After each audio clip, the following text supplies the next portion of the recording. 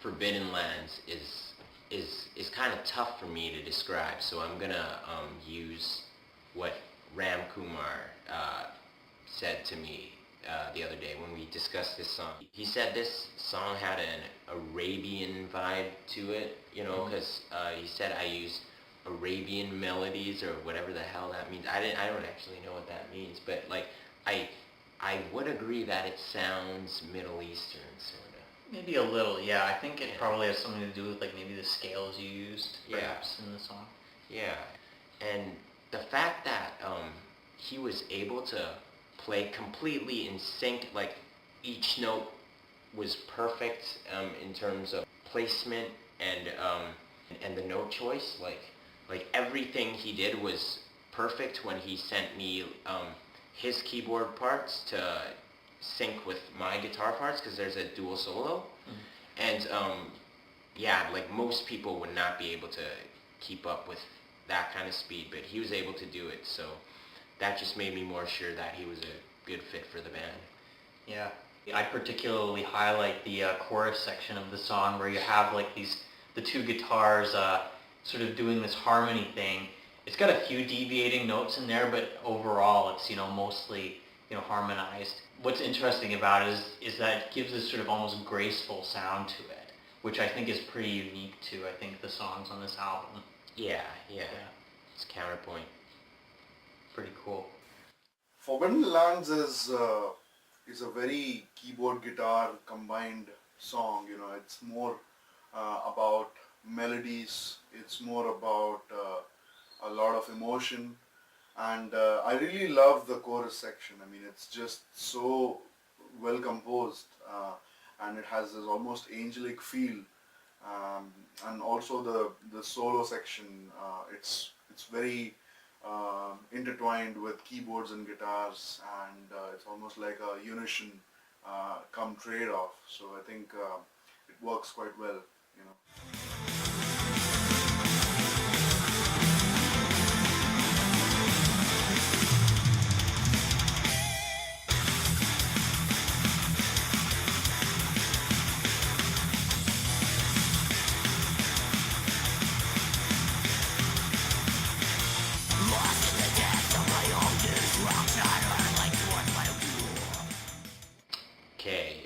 Wrath is a song for all the diehard metal fans who are a fan of our band. It's chaotic, it's sinister, and it's epic as can be. It's our longest track thus far, and yeah.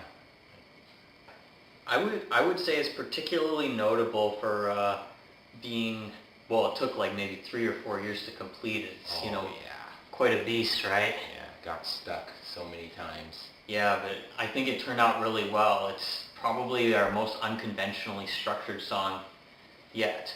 Like, there's still sort of, you know, things like verses and choruses, and there's a bridge section, there's solo sections, but then, you know, they're all sort of tied together quite well, actually, by these sort of transitional parts, and, you know, it turns out to be pretty cohesive in that sense. Yeah. Yeah. There's also the huge solo sections too, like, you know, there's quite a few scattered throughout the song, and then the ending one is just massive. Yeah, it's massive. This is a monster track. It's 6 minutes long. It's 6 minutes of epic balls to the wall metal. I guess the most prominent part about Wrath is that it's very guitar dominant. The keyboards are there, but they're just there to add some atmosphere. There's a lot of different types of patches used, and also with the whole solo section, I think it's really very complex. It's weird in the sense that it's not your typical solo. You know, it's got a lot of its own parts. You know, it's like solos within a solo. So, you know, I kind of like the whole idea of the song. It adds a new dimension to the album.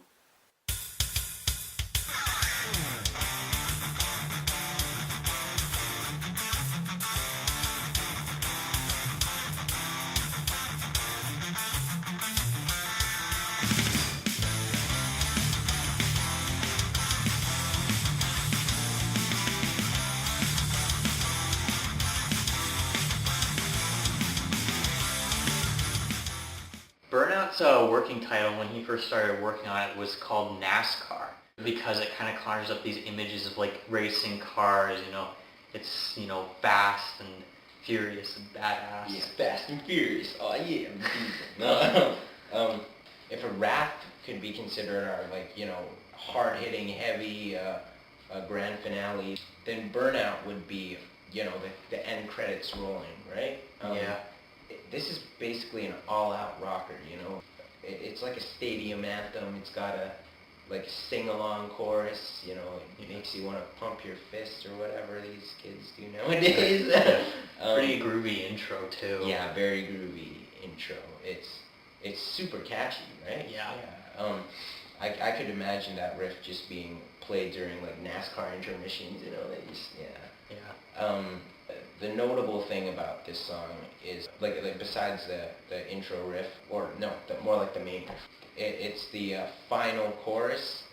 There's a key change in there that gives the song a sense of finality. I think that's the word. And it not only ends the song with a bang, but it ends the entire album off with a bang, which is why we picked this song for the final track. Yep. Yeah. Definitely a big closer. Yeah. Big closer. Yes. Burnout is a very straightforward song. It starts off with a very, intense riff, and it's got a very dusty feel. And I remember it was the first song that Ben sent me across. It was a demo, and Ben just told me, to put up a solo in there. And I was just listening to it, and I thought, I should put something that's, very short and sweet and cute, because that's the way I wanted it to be, and it really suits it somehow.